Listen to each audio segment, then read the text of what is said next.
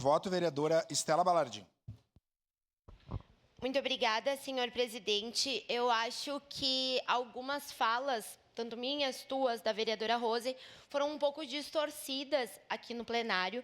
Acho importante deixar claro a posição da bancada do Partido dos Trabalhadores contrária a esse projeto, a essa moção, que traz muito retrocesso no que diz respeito aos direitos garantidos, no que diz respeito a questão da vida reprodutiva da mulher.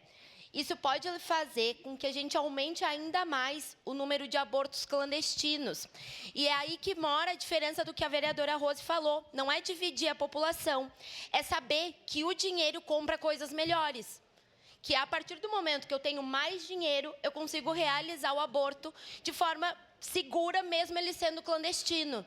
E quando eu tenho menos dinheiro, eu sei de relatos de mulheres que já utilizaram aquelas agulhas de tricô para perfurar o seu útero. E essas mulheres morrem.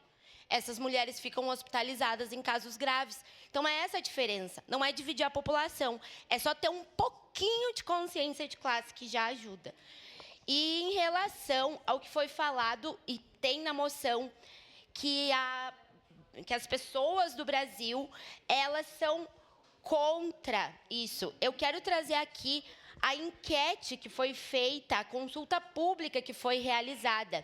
Para concluir, 12% concordam totalmente, 0% concordam na maior parte, 0% estão indecisos, 0% discordam da maior parte. E aqui está o dado principal. 88% discordam totalmente desse PL. Então, eu também peço para que nós, colegas que representamos a população, olhe para essa consulta pública e veja que está distorcida na moção, sendo que mais de 50% da população já apresentou ser contrária a esse PL. Muito obrigada. Obrigado, vereadora.